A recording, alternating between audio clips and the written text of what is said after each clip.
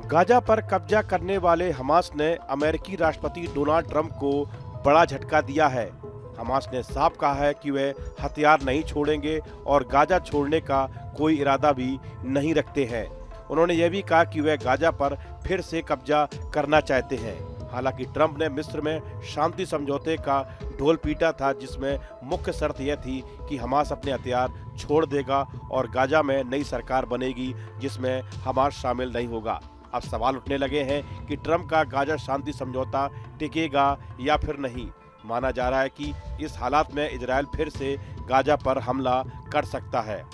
Hamas के एक वरिष्ठ अधिकारी ने कहा कि उनका समूह गाजा में सुरक्षा नियंत्रण बनाए रखना चाहता है। उन्होंने यह भी कहा कि समूह के निरस्त्रीकरण के लिए तैयार नहीं है।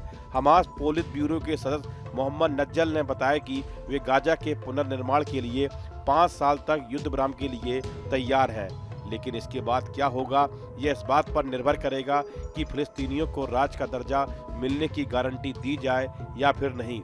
नज्जल ने गाजा में हमास की कार्रवाई का बचाव भी किया। हमास ने संघर्ष विराम के बाद गाजा में दर्जनों लोगों को इजरायली जासूस बताकर मार डाला है। उसने सोमवार को सार्वजनिक रूप से फांसी भी दी।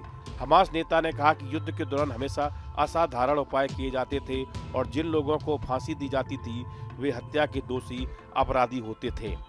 हमास पर निरस्त्रीकरण का दबाव लगातार बढ़ रहा है। अमेरिकी राष्ट्रपति डोनाल्ड ट्रंप ने भी हमास से हथियार छोड़ने को कहा है और चेतावनी दी है कि अगर शांति समझौते की शर्तें पूरी नहीं हुई तो उन्हें सजा भुगतनी पड़ेगी। लेकिन हमास हथियार छोड़ने के लिए बिल्कुल तैयार नहीं है।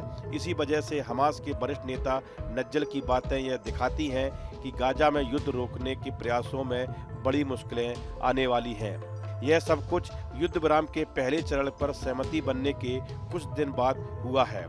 नज्जल ने गाजा में हमास की कार्रवाई का बचाव भी किया है।